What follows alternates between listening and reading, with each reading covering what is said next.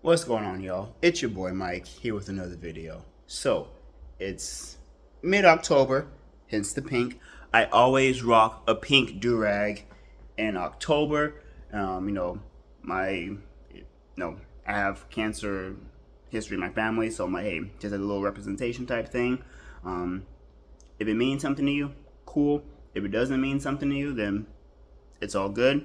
But this is just a real quick, short video. Just got back from the gym, as you can tell by the fit. This is a real quick video about nutrition and the difference in eating for health versus eating for a sport-specific goal.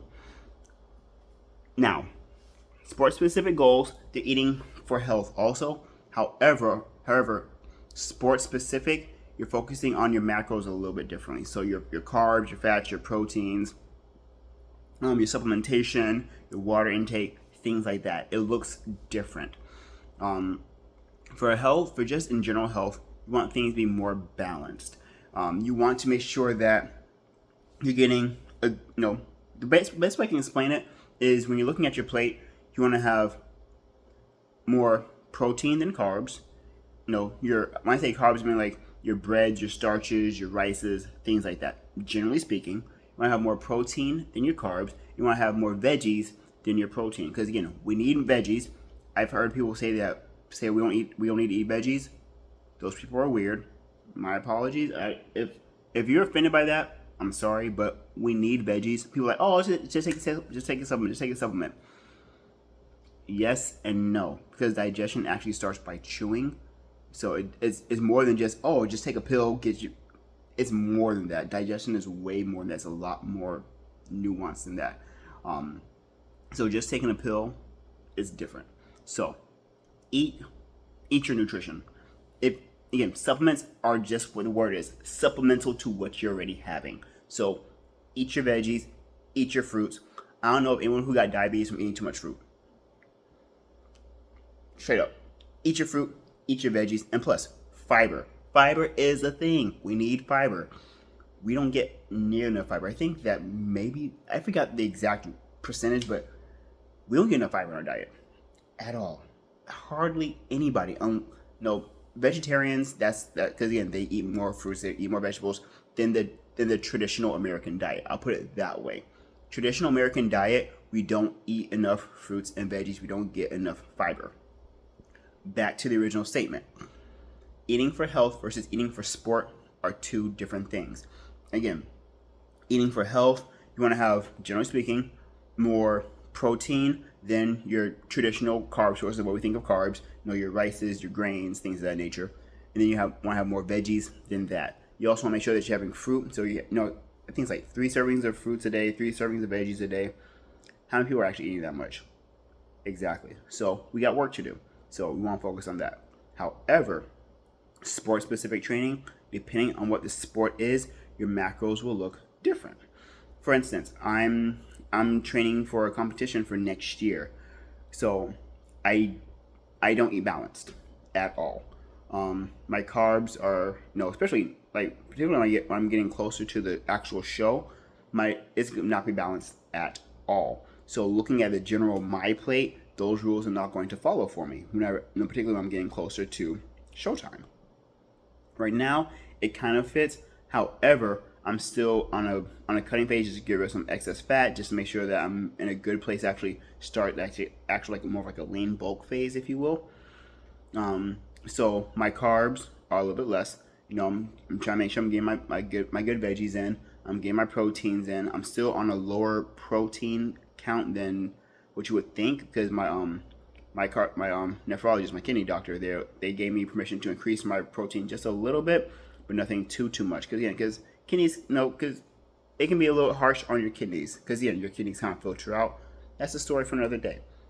But whenever you're focusing on a show, or sport specific, depending on what your sport is, depends on what your nutrition will look like.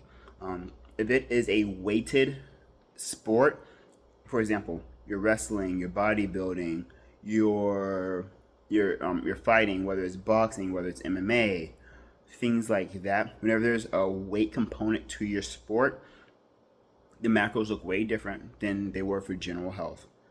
I don't recommend somebody eat like an athlete unless they are training like an athlete for a specific athletic event. So I'm not going to say, oh, everyone needs to eat like a bodybuilder, because it's not that healthy, to be honest. I'm not going to say everyone needs to eat like a boxer, because there's weight classes and different things like that. So you adjust your nutrition when you're getting closer to your show, getting closer to your specific sporting event. But for general health, again, eat more veggies. Everyone needs to eat more veggies. Everyone needs to eat more veggies. We don't eat enough veggies. Everyone needs to get more protein in. Now, people say, well, how are you going to get more protein in if you're vegetarian? Great question. There are certain veggies that do have more protein than others. If I'm not mistaken, broccoli is is a higher protein count per weight, if you will, than a lot of other veggies. But again, you also have your traditional legumes, so your different beans and things like that. Great source of protein. I think mushrooms are a pretty good source of protein too. I have to double check. But again, even just a quick Google search just to get a generalized idea of like high protein veggies. Now, are you going to get as much protein in broccoli as you are a steak? No, but you will get a large amount of protein. And the thing is that veggies help keep you full because of fiber. Fiber is a thing. So, and also depending on how you cook your veggies, because typically we overcook our veggies. So when you overcook your veggies, you actually take some of the water out of them. So how you cook your veggies, depending on the water content, that kind of helps to keep you full. Also, again, make sure you're getting your water. I say water specifically because people will say, "Oh, I drink a lot." It's like, well, what do you drink? I drink juice. I drink soda. I drink coffee. Not saying that those things are bad. However, coffee has a tendency to make you use the bathroom more, so it kind of lowers the water content a little bit. Not really, but you have to kind of like replenish it. And there's a lot of hidden calories in juice, sodas, things like that. There's a lot of hidden calories. Now, some people say, hey, I'll just do them like the Coke Zero or this or this. Not sponsored, wish I was. But they'll do like the 0 calorie and things like that. Now, that's not bad. There's some controversy around, around like the 0 calorie, sodas and things of that nature. Do your research about that. See if it makes sense for you. If the taste is enough for you, so on and so forth. But eating for health versus eating for sport are two different things. Don't eat like an athlete in peak week if you're not an athlete in peak week, because calories look different. Macros look different. How you season your food is different, because one of the things is, again, for instance, salt holds water. So if you're in a weighted sport, you actually have to reduce your salt intake also, so you don't weigh too much for the particular division that you're aiming for. So your macros look different, your micros look different.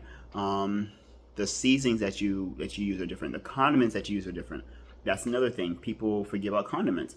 Your creamy condiments, like your ranches, your Thousand Islands, things like that, they have a lot of hidden calories in them. Because just read the back. Read the back of a ranch container versus Italian, and look at the difference in the calories. So it's a different beast. Enjoy your food. Have fun with your food. Eat for health. Generally speaking, eat for health. You wanna enjoy what you're doing, because you don't want food to be miserable. And for a lot of people, food is miserable because they don't know how to prepare food, what things that they should look for, things of that nature. Make food enjoyable. Treat yourself. Don't cheat yourself. A lot of people cheat themselves, thinking that they're treating themselves, when in actuality they're actually going to set themselves backwards. So treat yourself. Don't cheat yourself. Don't eat like an athlete in regards to the amount of foods that you're eating, unless you're an athlete. Don't eat like an athlete in peak week trying to cut weight, unless you're an athlete in peak week trying to cut weight, because this can be miserable. This can be miserable. Because there are certain things that the human body is not meant to do. The human body is not meant to be, for guys, 4% body fat. It's not meant to be there for a long period of time. That's why if any of you guys are into bodybuilding, weight, things like that, it's not a good time. It's not a good time. People are miserable. It hurts to do just basic things. I've heard stories of people saying, yeah, it hurts to sit down. Think about it. How much? Because, some people have more cushion on the butts than other people. So when you're reducing that cushion, it hurts. I've heard, different stories of people saying, oh yeah, it hurts to walk because you have some fat on your feet. Things that you don't think about. So whenever you're going like severe calorie deficit, going that very, very low body fat percentage, again, like a 10% body fat, that's not bad. That's not too bad.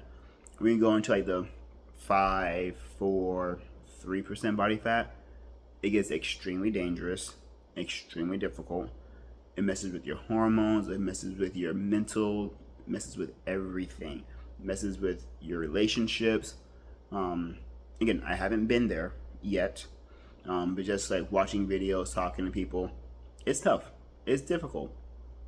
So for the general person, also one thing I want to say is, whenever you see someone who's stepping on stage, whether they're a bodybuilder or someone who's like a professional athlete, they don't stay there. They don't stay that way for a long period of time. Because again, it's not healthy, it's not sustainable. Your body is wrecked.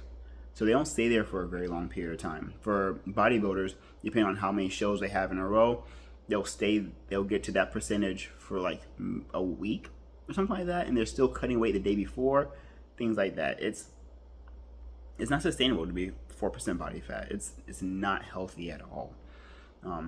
Does it look good? Does it look impressive? Oh heck yeah! It's insane what people can do with their bodies, what people can push their bodies to do. But it's not healthy. So that's why people don't stay there for a very long time, because it's not healthy at all. So again, all this to say, there's a difference between eating for health and eating for a sporting event. For the general population, eat for health. Unless you are training for something very, very specific that requires weight categories, weight caps, things of that nature, don't eat like an athlete unless you're an athlete in that specific sport, in that specific category. Because again, a bodybuilder in prep is not going to eat like a sumo wrestler.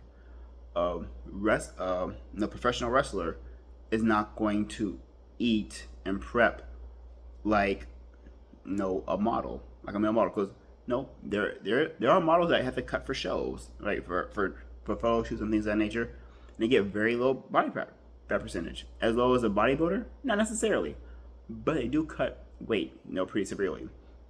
So unless you are in that sport, in that industry, don't eat that way. Eat for health, not for show prep, unless you are in show prep, or unless you're in sport specific prep for a very short period of time. Guys, don't stay at 4%. It's gonna wreck your hormones. It's gonna be miserable. Ladies, I think they say that a lady is typically like 7% more body fat percentage, essential body fat percentage, if I'm not mistaken. I have to double check my notes on that. But even ladies, getting, because healthy for ladies, if I'm not mistaken, is like high teens, low 20s. I'll have to double check on that. But that's still really, really fit. So ladies getting lower than that, it's extremely dangerous. Particularly for my ladies that are younger, so like teens, preteens, like young adults. It messes with everything. It gets things called the female triad. It messes with your hormones, messes with your cycle, all sorts of stuff that ain't fun. So don't drop weight too much. It wrecks your body. If you want to do it for I want to do a photo shoot or this or that, or I'm prepping for something very, very specific, then yes. But make sure you're under care of your coach, your trainers, your nutritionists, your doctors. Make sure that you're doing it in a healthy way. But generally speaking, eat for health, not for athletic performance. If you're the general person, if you are an athlete for a specific field, eat the way you need to for that specific purpose. and then get back on track with your overall health. But treat yourself, don't cheat yourself. So I hope that kind of explains certain things. I have another video that's almost on the same lines of that, that's coming next week. I may record it a little bit early and then just kind of like have it waiting. We'll see what happens. But again, if there's any other questions, comments, concerns, let me know what's going on. Your boy's feeling good. I'm still rocking it. I know it's a couple more cuts, so I'm like, hey, I'm happy about it. So I'll catch you guys later. Peace.